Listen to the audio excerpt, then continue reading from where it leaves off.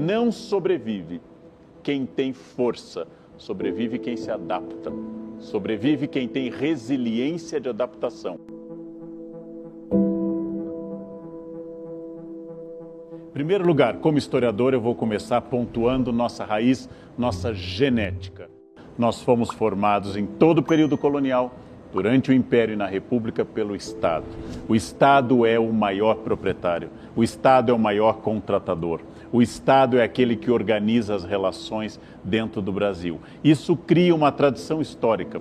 Empreender é um desafio a uma tradição histórica. Empreender é você dizer que, apesar dessa força do Estado, dessa tradição que vê no serviço público, que vê no concurso a grande redenção de todos os indivíduos, é esta tradição que alguém, ao empreender, começa a quebrar. Em primeiro lugar, para empreender, você tem que ter um valor, que é a vontade de crescer, amparada numa imensa capacidade de trabalho. Empreendedorismo não é teologia, eu já usei essa expressão, cuidado com a teologia do empreendedorismo. Não é apenas você achar que vai dar certo porque você quer.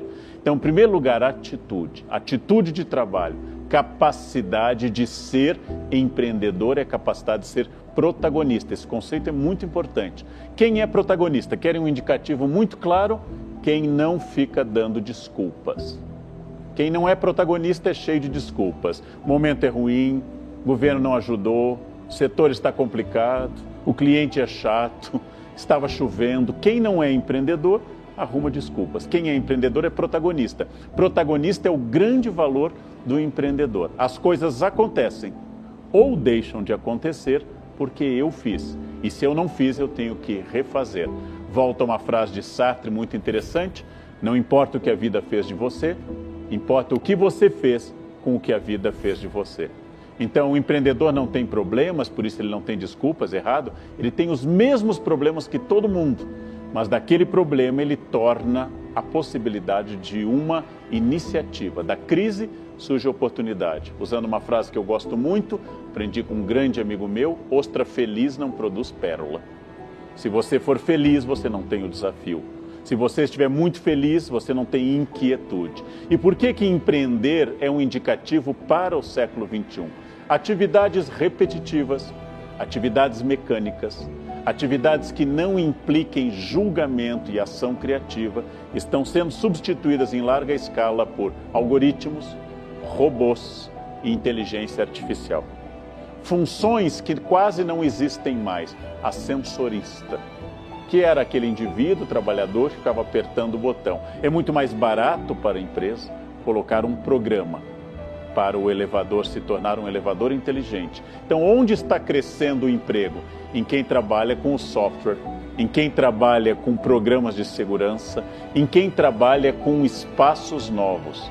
Nos Estados Unidos, eu já conheci, dentro do campus de uma universidade, carros sem motorista já funcionando dentro do campus. Não é mais ficção científica.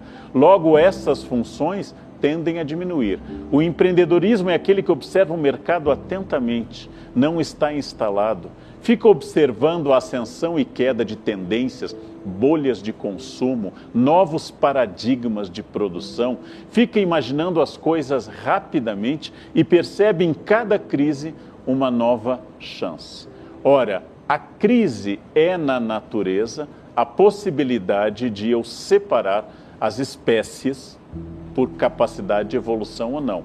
Pense numa historinha muito simples, final da última era do gelo. Há 10 mil anos, os maiores animais eram os mamutes sobre a Terra.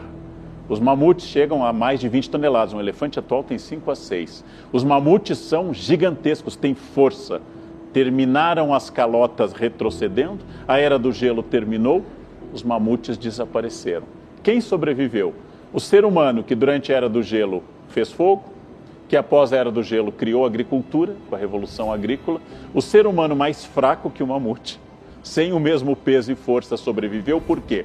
Não sobrevive quem tem força, sobrevive quem se adapta.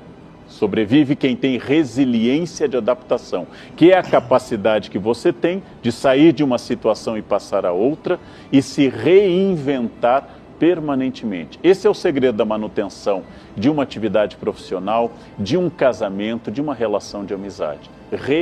reinvenção. Resiliência. Em física, a esponja que é amassada volta à forma original. Em física, a bola que bate por inércia volta para outro lado. Reinvenção e resiliência. Você teve uma ideia boa, você não é um empreendedor, você é um sujeito que teve uma ideia boa. O empreendedor é obrigado a ter ideias boas frequentemente. Eu tenho uma habilidade de contato, eu tenho uma habilidade social, eu tenho empatia, ou seja, eu sinto junto com a pessoa, eu sou um bom vendedor direto.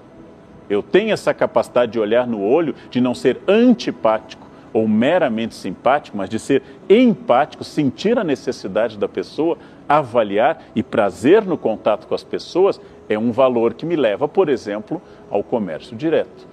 Todas essas questões nascem do autoconhecimento de quem empreende, capacidade de estudar o mercado e uma capacidade notável de entender que tudo aquilo que me ensinaram naquele ano e eu aprendi, no ano seguinte tem pouca validade.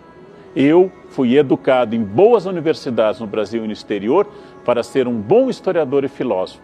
Surpresa, veio a pandemia. Eu necessitei de uma habilidade inteiramente nova. Ninguém me deu, em nenhuma aula na USP ou no exterior, 1 minuto sequer de aula sobre iluminação para lives. Ninguém me ensinou isso. Tive que consultar pessoas experientes, ou seja, adolescentes entre 14 e 16 anos, que têm um conhecimento técnico muito maior de iluminação para que eu pudesse crescer nesse campo. Ora, se eu decido, não, meu conhecimento não foi para isso, eu seria um mamute, um passado glorioso. O que você fez até aqui, o que sua empresa fez até aqui, a sua carreira explica seu passado. Seu futuro começa a ser gerado a partir do momento em que você toma uma decisão, é fiel a essa decisão e vai aprendendo através de uma reciclagem contínua. É isso que nós chamamos hoje de mundo VUCA. Esse acróstico, essa expressão surgida em um artigo na década de 1990, é para um mundo que é volátil, que é incerto em inglês com U, em português com I, que é complexo e que é ambíguo. O mundo dos nossos pais, entre em um lugar, lute pela manutenção de um emprego, repita, chegue na hora e se aposente. Este mundo existiu, este mundo não existe mais.